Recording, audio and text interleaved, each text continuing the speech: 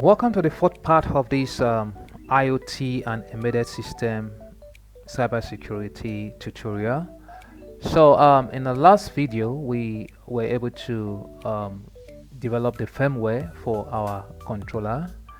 So if you have been able to set up your Pico 2W to communicate with your OLED, your relay, and your DHT11 sensor, I would say well done and congratulations.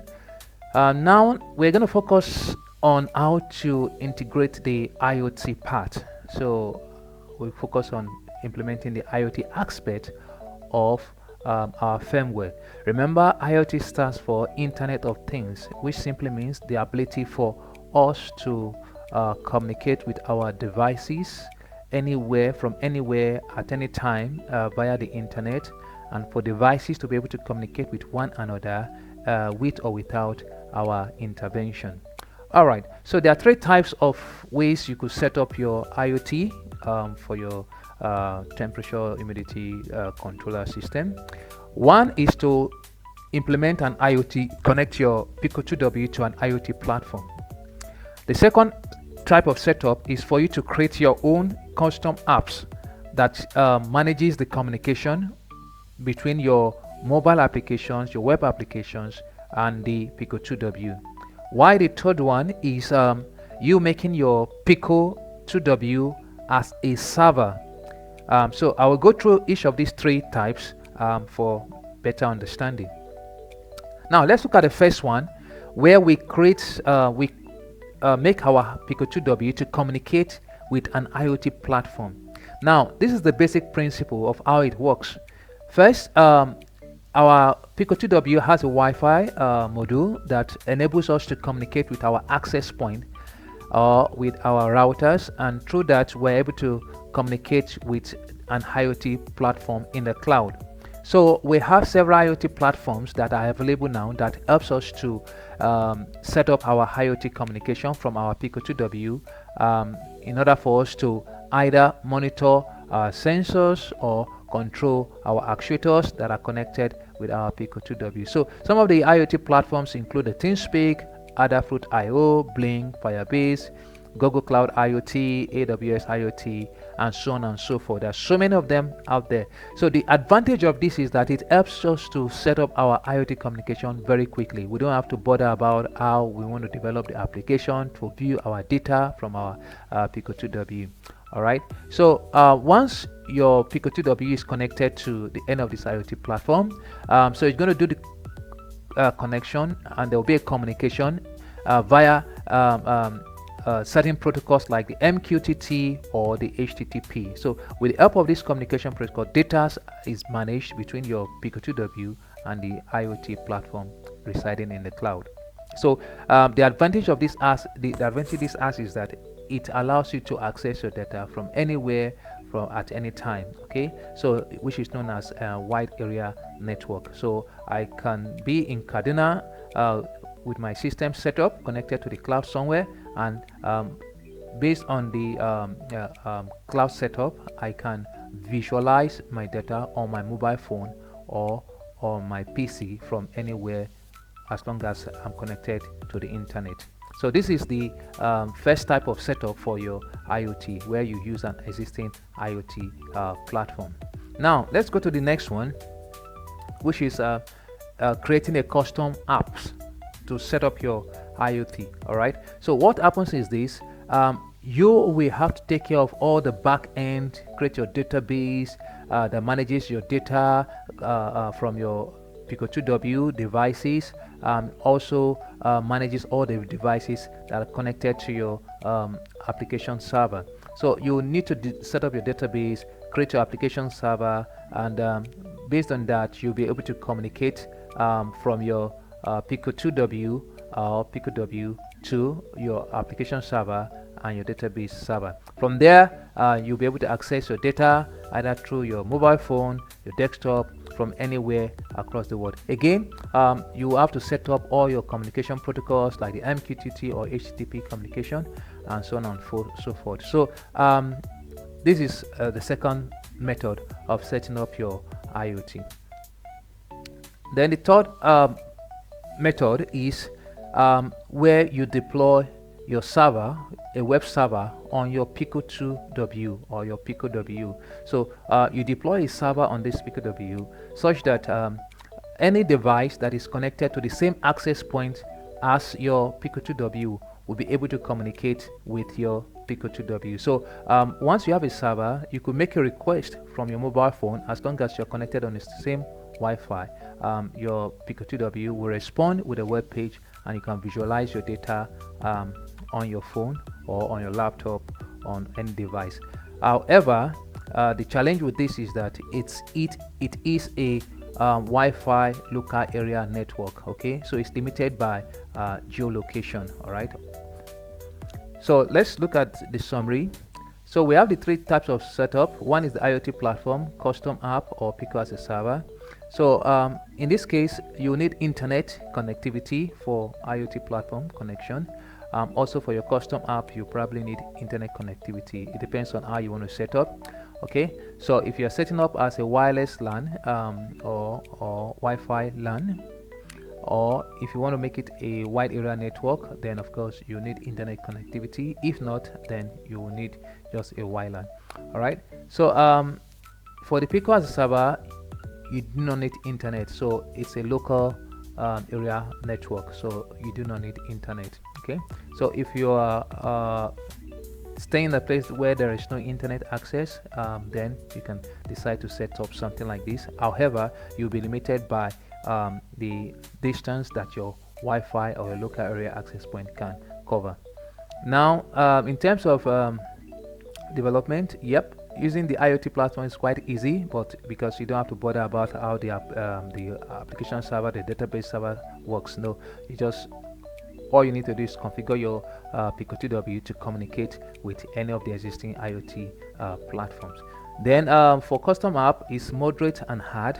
Okay, so it depends on how far you want to go. So you probably need a lot of knowledge on database systems, how to develop front end, back ends, and how to use all the existing protocols. So you need to know how to do that. Okay, but this is quite good if you are looking at professional systems where you want to have a customized application that can help you manage your IoT devices. Okay, so for Pico as a server, this is quite moderate, not that difficult, because everything is limited to what your Pico 2 or Pico W can handle. Okay, so you're creating a web server on your Pico W that responds to internet requests or IP requests.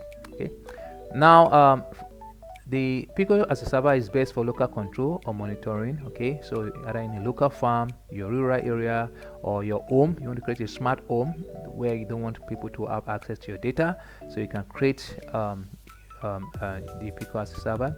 Therefore, the custom app is a professional system, so it can be deployed anywhere. Okay, then the IoT platform is actually good for beginners. That's existing dashboards, and also good for research purpose because you can easily set up your system in good time.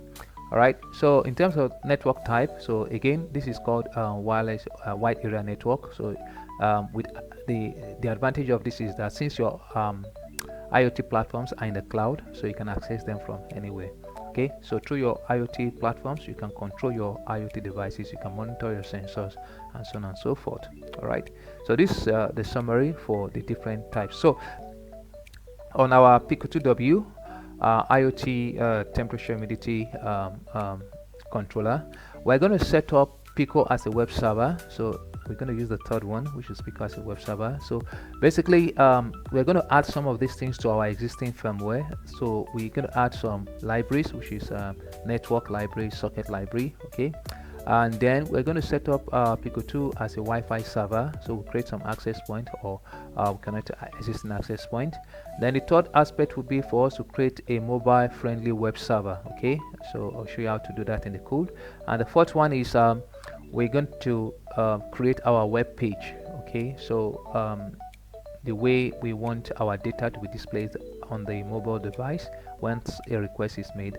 So we're going to create that. So again, if you have good knowledge of HTML, that's fine. Otherwise, you can just follow this example. And then the last part is how to handle web requests in the main loop. So let's look at how this is done in the Tony IDE.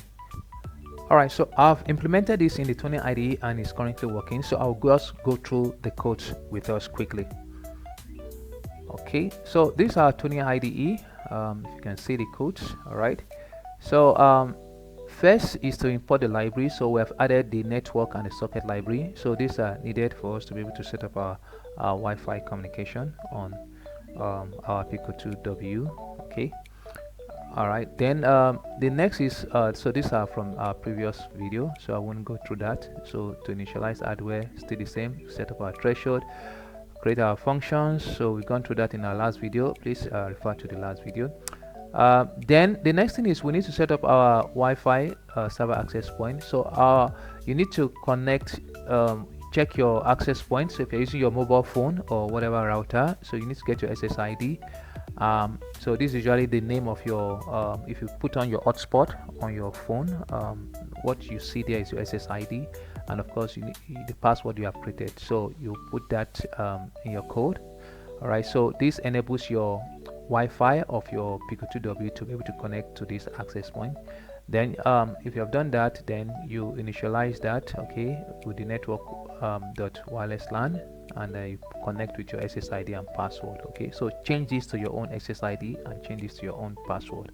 Okay, so once this part of the code shows you that it will print on the shell that Wi-Fi API has started, and it will print the IP address that you require to connect from your mobile phone in order to retrieve the web page of your web server. Okay, so the next thing is for you to create web server. So again, using your socket, it connects to using your HTTP at port 80. Okay, so this helps you to bind the address of whatever device is connected to your web server. Okay, and next is the web page. So this is where you create your web page to display your temperature, humidity, and release state. Okay, so if you're familiar with HTML, you notice some of these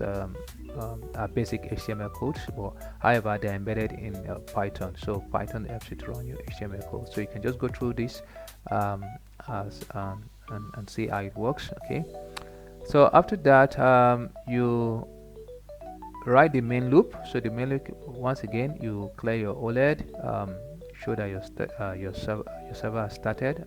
Okay, to display that on the OLED, wait for 2 seconds, then while true, it will read temperature and humidity. Okay, if there's no error, then of course it's going to call the functions control relay buzzer underscore alert update underscore OLED. So this will help us control how the temperature controller behaves. Then next is to handle the web request. So once there's a web request, okay, there's going to be a response, okay, with the temperature, humidity, and release status, right?